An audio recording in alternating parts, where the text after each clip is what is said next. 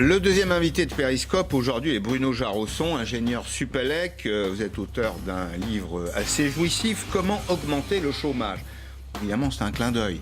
Vous n'avez pas de recette particulière pour augmenter le chômage, mais à la proclamation de tous ceux qui nous gouvernent depuis 30 ans qui disent on a tous essayé, ben vous dites non. Précisément, on n'a pas tout essayé, c'est chez Duno. J'ajoute un ouvrage que j'ai aimé, c'est de Sun Tzu à Steve Jobs, une histoire de la stratégie. C'est toujours chez Duno. On est précisément dans le domaine de la stratégie, Bruno Jarosson, vous qui êtes au contact des entreprises de toutes les tailles, dans la vraie vie économique, hein, c'est un vrai problème de stratégie, la lutte contre le chômage. Et là, chez nous, c'est stratégie perdante.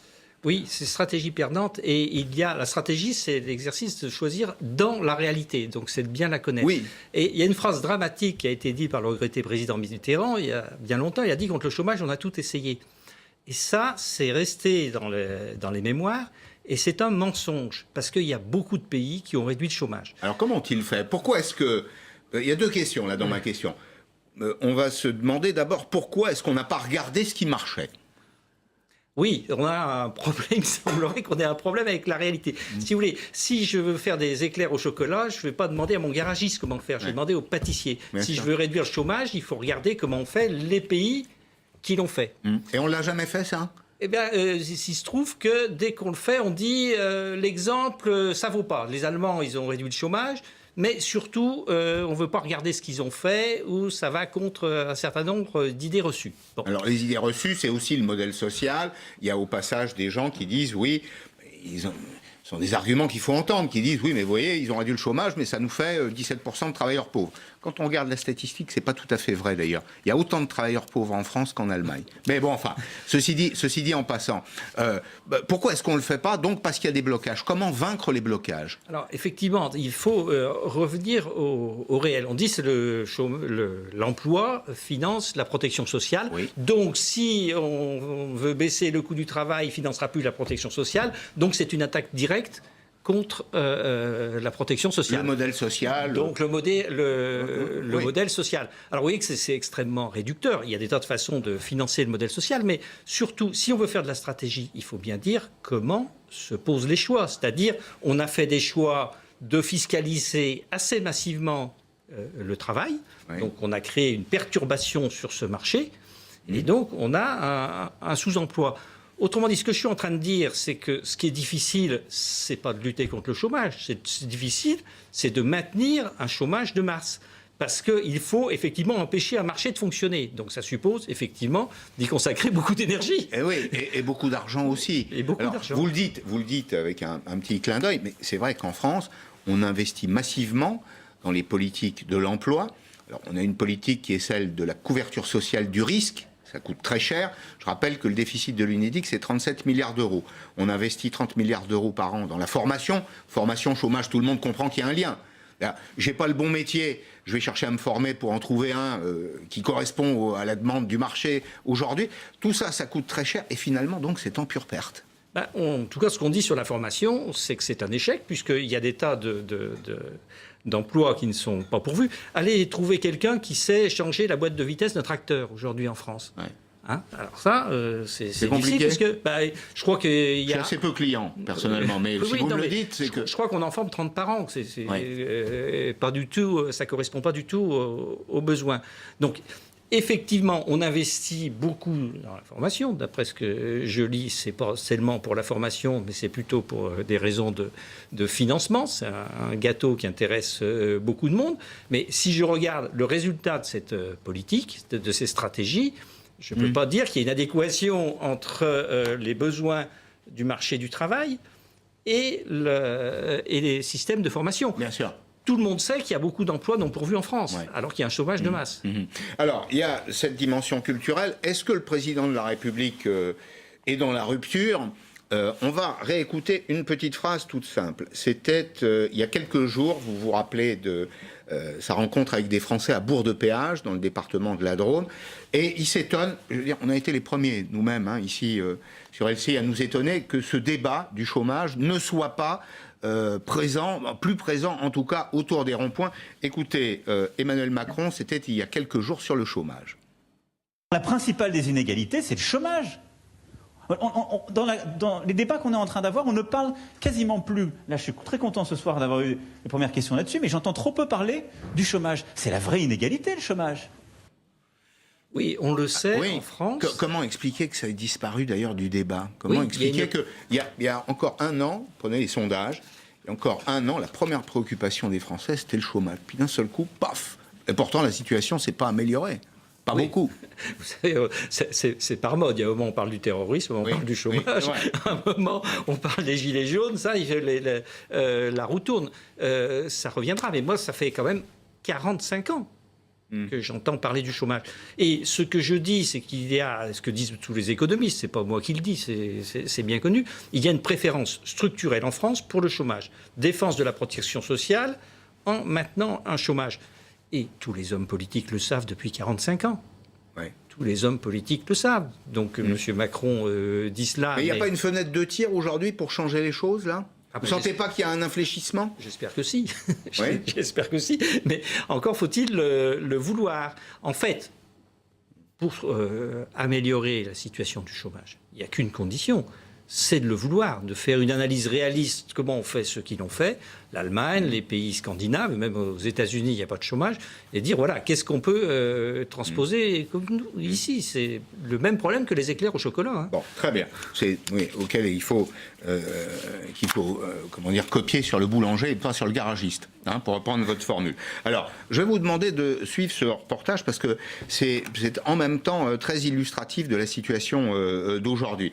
Une France avec des métropoles et puis des petites villes. Je vais vous emmener dans le département des Ardennes. Nous sommes à Sedan, c'est la deuxième ville de ce département. La vallée de la Meuse a été une vallée riche en emplois d'ailleurs. C'était une vallée de la sidérurgie, du textile, notamment dans la région de Sedan. Sedan, c'est aussi l'exemple de ce que vous évoquiez, Bruno Jarrosson, c'est-à-dire des candidats à l'emploi qui ne disposent pas de la formation qui est réclamée par le marché.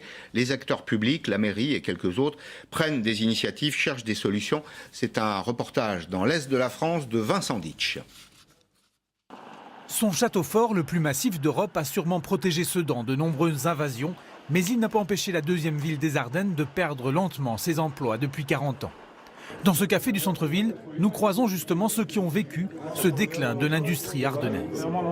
Je peux juste vous dire que nos enfants, nos petits-enfants, s'ils veulent s'en sortir, ils vont partir ailleurs pour avoir du boulot. Voilà. Alors qu'à l'époque, moi, quand je suis rentré chez Target en 78, on était quand même 2500 personnes. Là, ils sont plus de 300. Ils ont arrêté les 3-8, ils font que les 2-8. Et si ça continue comme ça, l'usine va fermer, quoi. Aux portes de la ville, certaines entreprises sont effectivement en difficulté. Mais d'autres, comme la fonderie AFS, annoncent quelques embauches. Tout autour de cette usine, le quartier a bénéficié de 50 millions d'euros d'argent public pour la rénovation urbaine. Ce qui n'empêche pas 20% de ces 3000 habitants d'être au chômage. Quand on se retrouve sans emploi, il faut faire des formations pour faire des remises à niveau. Moi, j'en ai fait plusieurs. J'ai des diplômes, mais bon, je trouve rien. Des emplois, il y en a pourtant à Sedan. Sinon, la ville ne compterait pas 14 agences d'intérim. Mais alors pourquoi tous ces emplois locaux restent sans candidats? Sur le Sedanais, on rencontre un problème où les formations sont principalement tertiaires alors que nos besoins sont dans l'industrie, dans le bâtiment. On a besoin qu'il y ait plus de personnes qui aillent se former vers ces métiers-là, quitte à les faire évoluer par la suite. Bonjour, monsieur Caillot. Jean-Claude Caillot préside une structure d'insertion et de formation. Il vient aujourd'hui essayer de convaincre un entrepreneur en bâtiment de recruter en apprentissage, mais la réponse est souvent la même. Le seul truc, c'est que c'est les charges qui nous assomment. Alors d'aujourd'hui, en 10 ou 11 ans de temps, moi j'ai vu les charges exploser. Et faute de pouvoir offrir de bons salaires, Sedan peine aussi à recruter des cadres ou des ingénieurs, tout aussi indispensables à l'économie locale. Bon, on voit, Bruno Jarrosson, que c'est un écosystème, finalement, pour vaincre le chômage. Puis il y a une première question que je me pose, qui est celle de l'échelon pertinent. Vous voyez, là, on vient de voir des élus, des responsables politiques locaux, des entrepreneurs, des entreprises d'intérim, qui vivent dans un territoire qu'ils connaissent. Ce sont des acteurs qui connaissent leur territoire. Or, là, dans ce domaine, très souvent, c'est ce que vous décriviez tout à l'heure, on a une politique qui vient du haut, hein, qui est une politique de traitement social. Alors, par définition, c'est la même partout sur le territoire. Ça ne marche que quand on rentre dans le détail, que quand on va vers les territoires. Est-ce qu'on y est prêt? Oui, et je crois que si on parle des territoires, il faut parler de l'industrie. Parce que nous vivons une désindustrialisation qui est dramatique. Et moi, je suis déchiqueté quand j'entends dire qu'on ne peut pas faire de l'industrie en France, dans des villes comme Sedan. Regardons en Allemagne, ils ont les mêmes coûts salariaux, ils ont la même monnaie, et ils ont une industrie extrêmement puissante.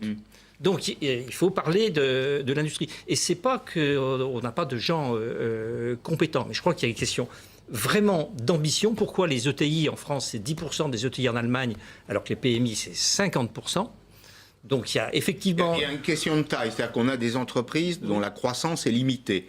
Il y a souvent un plafond de verre. Les ETI, entreprises de taille intermédiaire, sont plus nombreuses en Allemagne qu'elles ne le sont en France.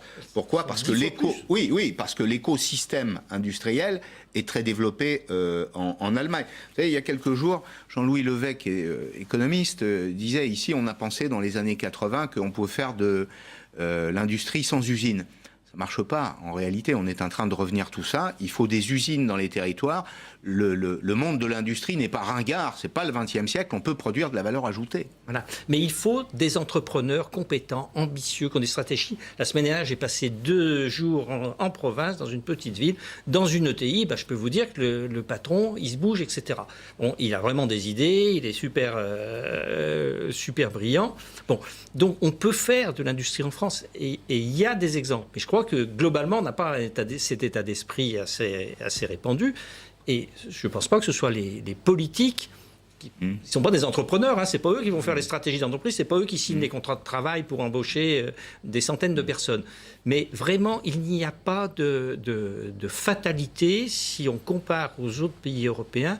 Nous avons une ancienne culture industrielle. Il faut avoir des stratégies. Et moi, si vous voulez, c'est mon vécu depuis 30 ans. Je passe ma vie dans des entreprises en province, des PMI, etc., de dire comment on va pouvoir exporter, comment on va pouvoir faire de la croissance, comment on va pouvoir se développer, comment on va pouvoir embaucher, etc. Il nous faudrait plus d'entrepreneurs qui fassent ça, c'est sûr. Est-ce qu'on n'a pas un positionnement qui est peut-être insuffisamment clair en France ? Retrouver une activité industrielle dans les territoires, c'est vendre aussi une forme de différenciation. C'est-à-dire que le marché est très large aujourd'hui. Il y a des pays qui sont capables de produire beaucoup moins cher que nous. On sait que les Allemands se sont plutôt spécialisés sur la haute valeur ajoutée. Regardez le secteur de l'automobile. En France, on s'ouvre peut-être d'être entre les deux. Est-ce que les industriels eux-mêmes n'ont pas une forme de responsabilité dans la désagrégation de l'industrie française ? Je pense qu'ils ont une responsabilité stratégique. Le premier critère de succès d'une PME, c'est la compétence du dirigeant. Ouais. Et la première compétence du dirigeant, c'est ce que vous indiquiez, c'est d'élaborer une stratégie cohérente, peut-être de remonter dans la chaîne de valeur ajoutée, peut-être de faire plus de différenciation. Enfin, il faut analyser dans chaque son marché, son marché, quels sont comme on dit, les facteurs clés de succès sur lesquels il faut travailler. Mais ça, c'est un travail d'analyse.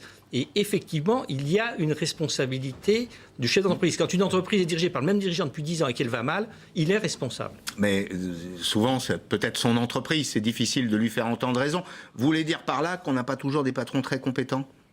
Ça arrive ? Dire que tous les patrons français sont tous aux confins de la perfection serait peut-être très légèrement exagéré. Ouais. Bon. Donc il y a un travail de repositionnement à mener dans ce domaine. C'est mon vécu tous les jours, modestement, mais j'essaye de le faire. Bon, vous pensez qu'on va s'attaquer très sérieusement à cette question du chômage ? Vous sentez que le fruit est mûr, là ? Parce que ça fait 30 ans qu'on est au bout des mêmes vieilles recettes. Le chômage ne baisse pas. On a eu quelques bonnes nouvelles la semaine dernière, mais on est toujours à 9,1% de la population active au chômage, avec un taux d'emploi qui est de 10 points inférieur à celui de tous nos voisins. C'est-à-dire qu'il y a encore dans ce domaine, on en parle moins avec les Gilets jaunes, une exception française. Oui, enfin, comme on dit, le pessimisme a beaucoup déçu. Il y a 2 choses à savoir sur le changement. C'est, premièrement, on ne peut pas changer, et deuxièmement, surtout, on ne peut pas ne pas changer. De toute façon, il y a des choses qui vont changer. Bien, je renvoie à votre ouvrage, Bruno Jarrosson, c'est chez Duno, c'est « Comment augmenter le chômage ». Petit clin d'œil. Non, ils n'ont pas tout essayé, on peut faire beaucoup mieux, il y a beaucoup de choses intéressantes. Bonsoir Arlette Chabot. Bonsoir Pascal.